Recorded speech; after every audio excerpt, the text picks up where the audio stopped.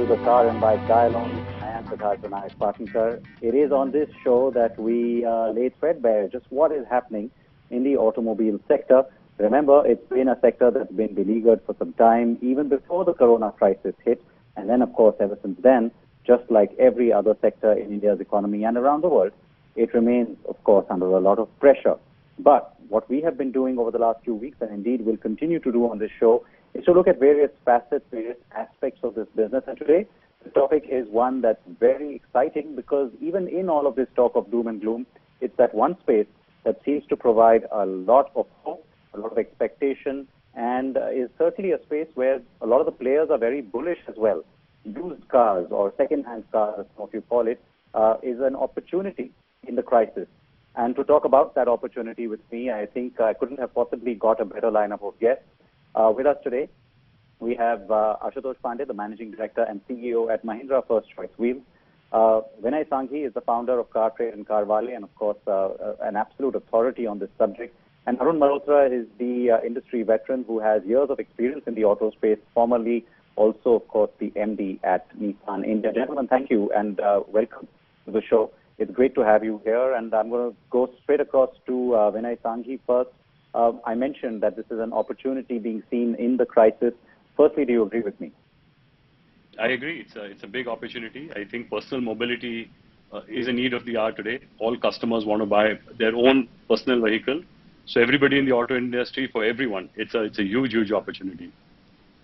All right. And of course, you know, there's been so many people talking about the reasons, as Vinay mentioned there, personal mobility over or trumping at this point shared mobility. We'll talk about that in a second, but Ashutosh, to you next. I think, you know, when you talk about the magnitude of that opportunity, there are, of course, several challenges that still come up. But before we get to those, give us a sense of the landscape today. I mean, you know, things have started to open up, in some places locked down again. But given the fact that since March we've had some time to take stock, when it comes to the organized used car space, how do you view that landscape right now? It is you know, it wouldn't be an exaggeration to say that we are at an inflection point as far as the used car industry is concerned. And like you mentioned in your opening comments, today we can see that our business in the month of June, the organized used car business, is almost at about 70% of its normal pre-COVID volumes, despite the fact that a lot of the country still remains in lockdown or semi-lockdown and stuff like that. And we only see that improving month on month. To give you a sense, June was almost twice as much as that of May, and we anticipate July to be at least 20-30% higher than the month than June. So I think it's a fairly exciting time, and I think as the country opens up and the demand for personal mobility increases, you will see far greater adoption of used vehicles amongst other vehicle categories in this country. All right, Arun, to you next. I think the fact that over the last 2 years we have seen in general the used car space becoming more organized, even the consumer shifting its their loyalties more towards the organized side of the market over the unorganized. And then also the fact that a lot of the OEMs are getting involved and a lot of the car makers are also doing their own used car businesses, certified, authorized vehicles going into that market. This used to be considered the sort of tier 2, tier 3 marketplace, but today it's nothing like that. It's pan-India and it's definitely tier 1 too, isn't it? Absolutely. I share the sentiments expressed by Ashutosh and Mr. Vinay Sanghi. The market has really matured up. But coming to what we see, I still see that along with the opportunity, there's still a lot of challenges which we have to overcome. We've been in the industry for about 20 years now. This was 2001 was the year when Maruti came with True Value. I think there's a still long path to go because the share of the organized market is still not more than 25%. So we've come a long way, but there's still a long way to go. That's the way I look at it. Oh, absolutely. And I think, maybe if this accelerates that process in some ways, that could be the one big win coming out of this crisis, the move towards being more organized. Ashutosh, back to you then. On that note, there is also the other challenge of supply. I mean, there may be a huge number of people waiting to buy or look for a good deal in the used car space, especially one that comes authorized with, all sorts of guarantees or warranties or even maybe sanitization in place. But What about moving beyond that to the fact that maybe there aren't as many vehicles coming into the system as you would usually be used to? Yeah, that's true. I think this industry has always had an issue of supply. There was never a dearth of demand, and this pandemic has actually only increased that kind of disparity. If I was to say it that way. Having said that, let me kind of just put it in perspective. Typically what we call car park for used vehicles is typically cars that have been sold in the past 10 years, right? Or for the kind of industry we deal in, or with the kind of customers we deal in, it is about say 5 to 6 years age of vehicles. That represents a whopping high number of vehicles. So if you assume that in the past 3 years roughly about 2.5 million vehicles, cars per month per annum were sold, that represents about 12.5 million vehicles that are available in the car park. So long as the distortion in supply, or so long as people hanging on to their cars, or the new car exchange is not happening, or the loan moratorium not getting extended beyond a certain reasonable period of time, if those are the boundary conditions, then one can assume that this demand mismatch will last for a small period of time and will get corrected by itself. Having said that, there is, at this point in time, there is a supply issue with a lesser number of vehicles coming into the market. And we anticipate that this situation will continue for the next, say, couple of months. At the moment, the channel has enough stocks, but if this situation continues for the next 2 to 3 months with festive season coming in, we would see some form of a supply mismatch going forward. In fact, you sort of preempted me on that, because it is the festive season that I was leading up to. That would be worrying then for players like yourself, isn't it, Ashutosh? So you're right. In a way, it's more than worrying. It's about trying to plan. One has to kind of plan, because as I said, there is enough inventory in the pipeline at the moment. But if we don't see any signs of normalcy or some growth returning to either the new car market, or if we don't see customers kind of coming in and selling their used vehicles in the next month or so, we may choose to try and calibrate what kind of vehicle throughput one has to do through our dealerships over the next couple of months. Vinayak, to you, we certainly pick up a lot of the consumer sentiment on car and bike, as do you, of course, with the vast network and reach that you have with your properties. What is it that you feel the consumer sentiment right now is pointing towards, especially people who may be sitting on the fence, maybe willing to look at exchanges or maybe willing to let go of their older vehicles, but currently aren't doing that? What is the worry? Is it a worry of the protect your assets, keep things close? Or is it about just the uncertainty and therefore just don't rock the boat? What do you see? So what we see, one is that in the last 2 weeks, we see that used car demand or the searches on our platform are almost back to normal. When I say normal, it's back to February or almost a year ago. And that's very, very encouraging. I think here we've also got to see the state-wise divide, right? So you see transactions or searches in cities or states which are open completely, growing rapidly. And whereas you see cities which are start and stop, you're already finding that the transaction volume already coming down. So the first 15 of July have been extremely encouraging. I'm very, very positive about August, September, October. I do believe that, if we do not have a start and stop approach in some of these cities, we could definitely see the used car industry returning close to normal. I think in October onwards, during the festive season, as you talked about, we could be really back to last year, October, November, right? I think the one challenge for us, of course, would remain the availability of finance.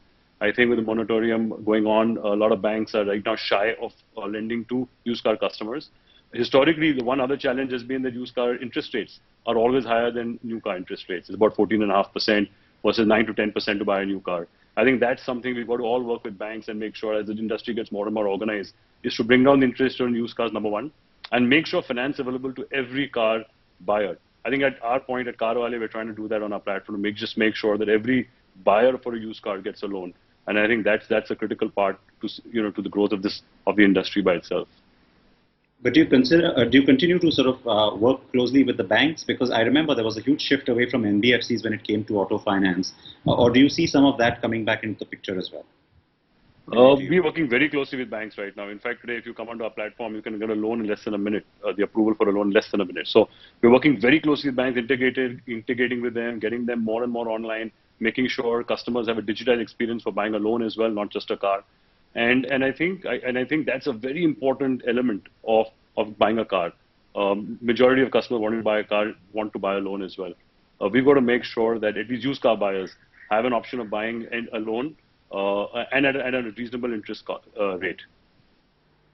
Since, of course, the crisis began, carandbike carried out an extensive survey where some of what you've already spoken about has already been sort of echoed in that survey's findings, including the huge shift to personal mobility. But there was also, interestingly, a lot of talk about how people still aspire to SUVs. In that used car space, especially, given the fact that, that price points are more attractive, with maybe bigger or different body styles coming into play, as opposed to new cars where you'd be restricted to the entry end of the market, perhaps, as a majority. Vinay, do you find that that trend continues when it comes to body style specifically? Yes, I find that. I find in a used car, the average ticket size on our platform and among large number of consumers is about 4 lakhs rupees, which is just a little more than the entry level car. So it's SUVs, it's also your hatchbacks, etc. I think the affordability when someone's buying a used car is far greater than buying a new car, and therefore that tends to happen. Yeah, but the trend is that a used car buyer wants a little more than an entry level car. I think that is definitely a trend which exists. And then, Ashutosh, does that create a bigger challenge in a sense when it comes to the supply worry that you might have on the horizon? Because people are looking for that slightly more sophisticated product, perhaps a bigger car or an SUV in particular. Does that worry you? Because those are the buyers who may not necessarily then upgrade or change or exchange. No, I think one point that one has to, and just adding to what Vinay was saying, is that, we've seen evidence in the last 45 days that we've been operational after the lockdown, that there has been about 10 to 12% down trading in the customers that have transacted. And a lot of them actually, in fact, our finance penetration at the retail end has actually doubled in these last 45 days. So I think those two things are going very well. On the SUV, the interesting thing that is happening is that people are not changing their body type preference, but they are not necessarily clinging on to the original vehicle or the first choice that they had. So if they had a vehicle which, say, in the used market cost them, say, about 10 lakh rupees, now they're willing to consider a vehicle, say, about 6 to 7 lakh rupees, so long as it's got the same, body type in a sense, right? Which has led to a demand for slightly lower priced SUVs or slightly older SUVs. At this point in time, like I said, it does not make too much of an impact because the kind of vehicles which are coming into the used car market typically follow the same pattern. But if we are able to kind of attract more such vehicles into the car park, then it will kind of for exchanges it will help. For instance, if brands like Kia or Mahindra or these kind of SUV-led brands do well in the next few months, it will necessarily lead to a lot of those kind of exchanges which our customers are looking for. All right, that's interesting. And in fact, I want to quickly ask you this then, Arun, as someone who headed the business for Nissan, who's in fact also one of the players looking to launch a new subcompact SUV in the days to come. Is that a worry then? Because, while on the one hand, people who are buying new cars will look at more compact vehicles, but the ones who aspire to SUVs, etc., which is the larger chunk of the market, as has been clear the last few years, might only start looking at used. So as an OEM, would you be worried? I mean, in your past avatar? I think I won't be too worried on that. But the way I look at this market, I mean, we are reading too much into the COVID situation. There was a pent-up demand one side. Then there was people also wanting a personal mobility. And surprisingly, we not touched on two-wheelers, but the pull for two-wheelers is phenomenally sharp. And there is virtually no inventory in the channel. But coming to it, I think what is more challenging at this point of time is there are certain things in the ecosystem which still need to be corrected.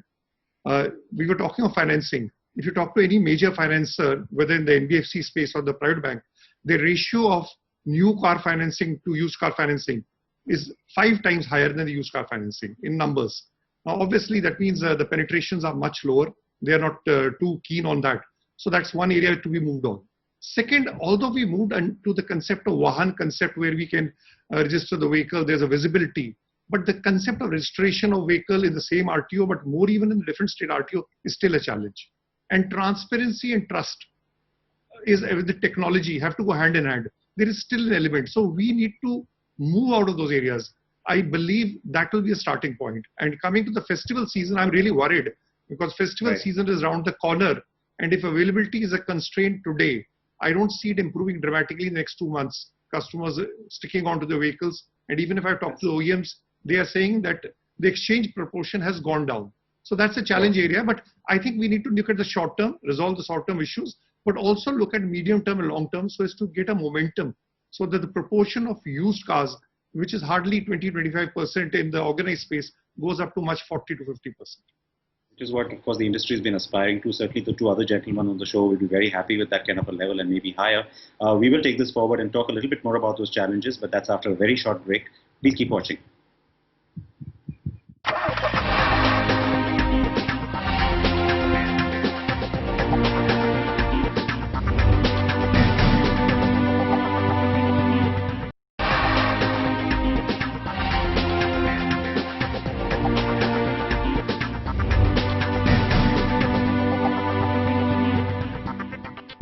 We have very little time on the second segment, but I have to ask you this. When it comes to the current COVID crisis, specific to that and the customer who's worried about, the protocols that one needs to follow, what are the sort of special services or extras that you've had to offer?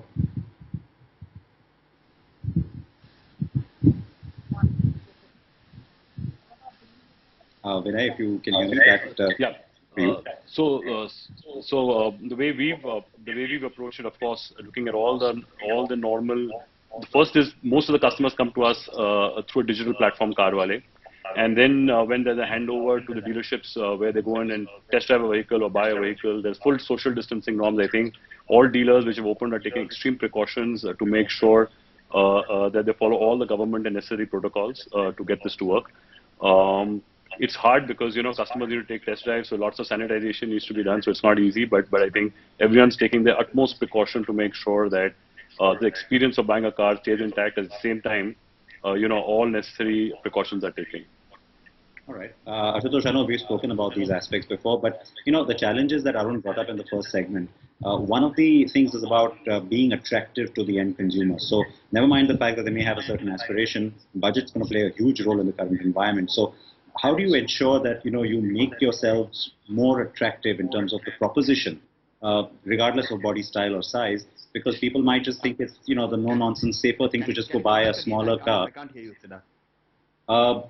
If you can hear me now, Ashutosh, the question the question is about how do you make the proposition more attractive for the consumer who's spoiled for choice and might also end up considering a new car, which may be smaller, different body style, but it's new.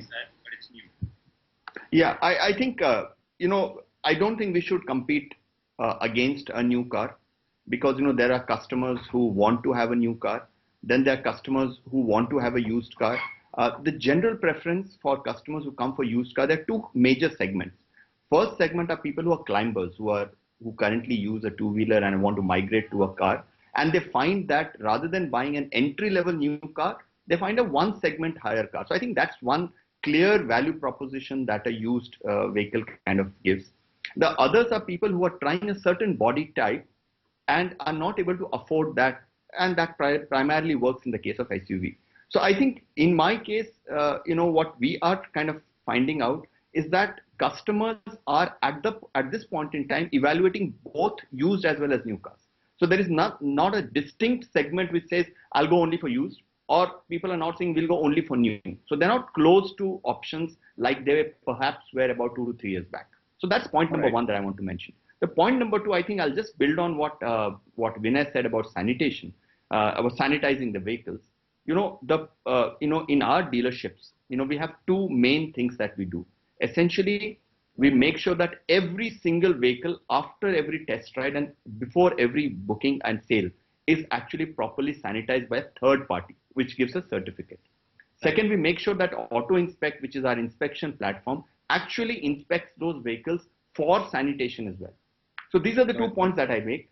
Coming back to the question that you asked, I think the moot point is that there is a supply demand mismatch at this point in time.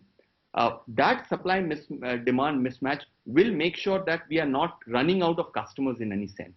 And Right. because of that, and one of the ways in which we are trying to bridge that is for industry to move from unorganized to organized, so that the organized part of the segment doesn't see a supply constraint over the next 2 to 3 months. Fair enough. Literally a two-word answer, Arun. I've got to quickly sneak you in here. Outlook in the next 2 months or 3 months, according to you.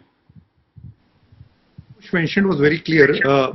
The proportion of if the conventional way which the cars are being sourced by the organized sector is gone, then I think it will be a big opportunity loss in the next 3 months.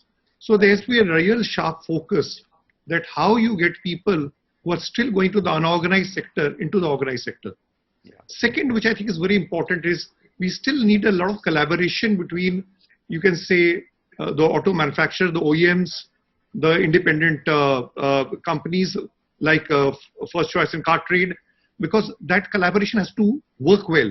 Because today, one of the challenges still is the missing link is we don't know the history of the vehicle. We can do the certification part of it. So history of the vehicle, if it is shared, it can be a better proposition. The points you make are valid about collaboration as well as moving more and more towards the attractiveness of being on the organized side of things. Gentlemen, it's as always, completely out of time here, even though we could take this much longer. Appreciate your time. Thank you so much for your thoughts and your opinions and also your time. And with that, it's a wrap here on Car and Bike Dialogues. Next week, we take on another topic. And in the meanwhile, remember that the latest news is on NDTV 24/7.